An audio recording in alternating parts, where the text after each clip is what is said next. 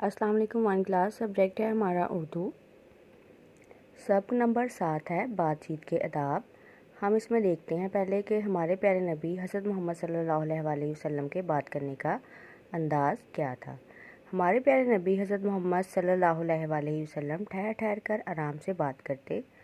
जब किसी से बात करते तो अपना चेहरा सामने वाले की जानिब कर लेते, दूसरों की बात पूरे तवज्जो से सुनते। तो प्यारे बच्चों, हमें भी इस तरीके को अपनाना चाहिए। बातचीत के अदाब। प्यारे बच्चों, हम सबसे पहले किताब पढ़ाई करते हैं और जिन अल्फाज के मायने टीचर ने किताब पर लिखे हैं, आप भी अपने बुक पर उन्हें अंडरलाइन करेंगे और इनके मतलब लिखेंगे। अदाब का मतलब है प्यारे बच्चों किसी काम करने का तरीका। अल्फाज पढ़ाई करते हैं हम। मुकाबला, फातिमा, गुफ्तगू, खिलाफ, बातचीत, इजाज़त, ठहर, आइंदा। किताब पढ़ाई। आज फातिमा और अदनान के स्कूल में खेलों का मुकाबला था। फातिमा घर आकर अपनी अम्मी जान को इस बारे में बताने लगी। अभी फातिमा ने अपनी बात शुरू ही की थी कि अदनान बोल पड़ा, अम्मी जान, मेरे दोस्तों ने भी इस मुकाबले में हिस्सा लिया। अम्मी जान ने अदनान को समझाया, बेटा किसी की बात नहीं काटते, ये गुफ्तगू के अदाब के ख़िलाफ़ है। गुफ्तगू यानी कि बातचीत के अदाब के ख़िलाफ़ है। अदनान, अम्मी जान गुफ्तगू के अदाब क्या होते हैं? अम्मी जान, बातचीत करते वक्त हम कुछ बातों का ख्याल रखते हैं, इन्हें गुफ्तगू के अदाब कहते हैं। गुफ्तगू के अदाब ये हैं, दूसरों की बात नहीं काटनी चाहिए, अगर ज़रूरी बात कहनी हो तो पहले इजाज़त लेनी चाहिए, बात हमेशा नरमी से करनी चाहिए, बात ठहर ठहर कर करनी चाहिए। अदनान, शुक्रिया अम्मी जान, मैं आइंदा इन अदाब का ख्याल रखूँगा। हमने सीखा, बातचीत करते हुए गुफ्तगू के अदाब का ख्याल रखते हैं।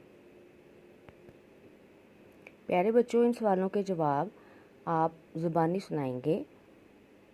दो लोग एक ही वक्त में बात करना चाहें तो क्या होगा? बात कैसे करनी चाहिए?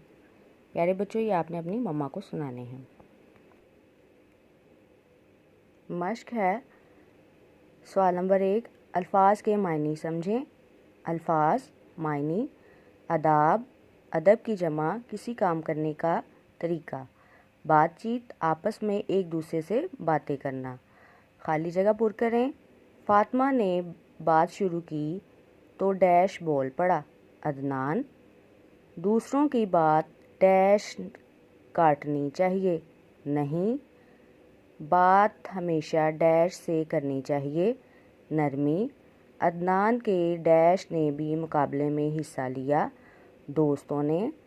हमें गुफ्तगू के अदाब का डैश रखना चाहिए, ख्याल। सवालों के जवाब दें और लिखें। यहाँ पर हम लिखेंगे भी इन सवालों के जवाब। अदनान ने क्या गलती की? उसने फातिमा की बात काटी थी। अदनान और फातिमा के स्कूल में किस चीज़ का मुकाबला था? खेलों का। अगर ज़रूरी बात कहनी हो तो क्या करना चाहिए? इजाज़त लेनी चाहिए। मिलकर करें बात। आपको कुदरती मनाज़िर में से कौन सा मंज़र पसंद है? वजह बताएं। प्यारे बच्चों, हम अपने दोस्तों से इस टॉपिक पर, इस उन्वान पर बात कर सकते हैं। फूलों के नाम तलाश करें। मोतिया, गुलाब, चंबेली, गेंदा, सूरजमुखी। हम यहाँ से इन फूलों के नाम को सर्कल करेंगे। गुलाब, सूरजमुखी। इसी तरह से अगले 3 नाम जो हैं इन्हें हम सर्कल करेंगे। सुने और लिखें इमला। सबक में से आप कोई से भी अल्फाज इमला के यहाँ पर लिख सकते हैं। पढ़ें। हमारे इलाके में फूलों की नुमाइश लगी। मेरे ख़ानदान के बहुत से लोग नुमाइश देखने गए।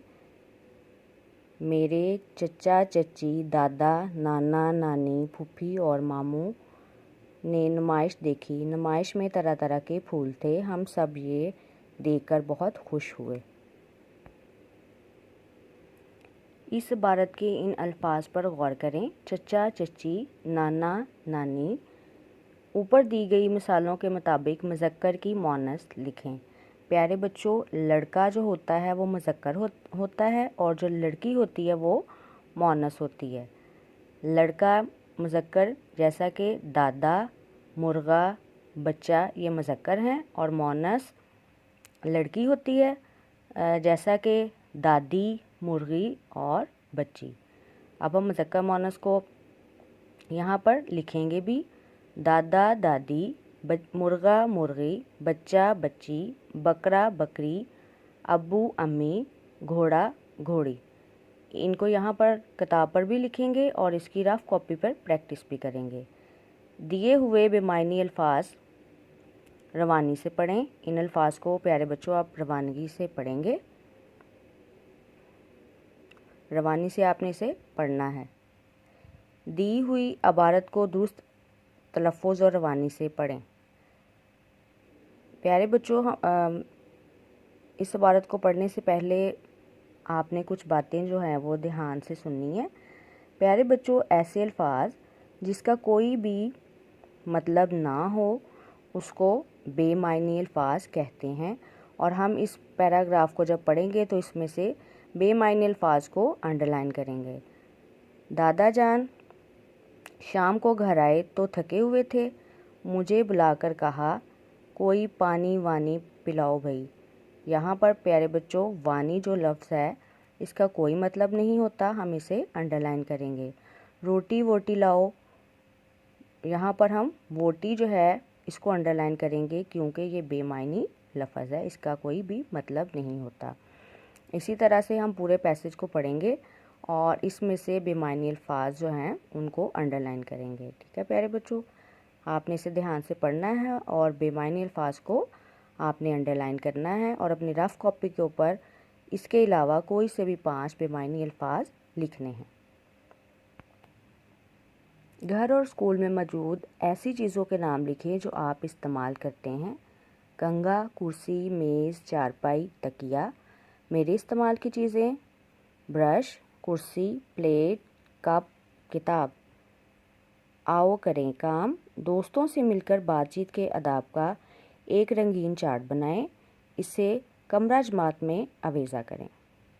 پیارے بچوں، یہاں تک ہمارا لیسن جو ہے وہ بات چیت کے آداب ختم ہوتا ہے۔